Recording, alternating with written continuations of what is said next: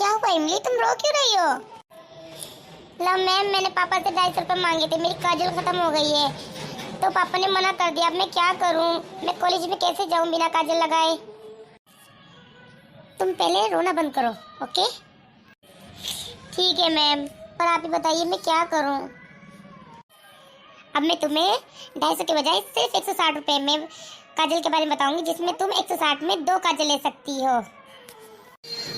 और really ma'am, please बताइए ना।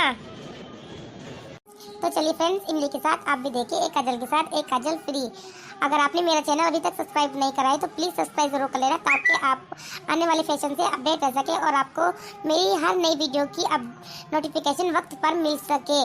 तो अब देखते हैं काजल की इमेजेस। अगर आपको इनमें से चाहिए तो आप कमेंट कर सकते हैं।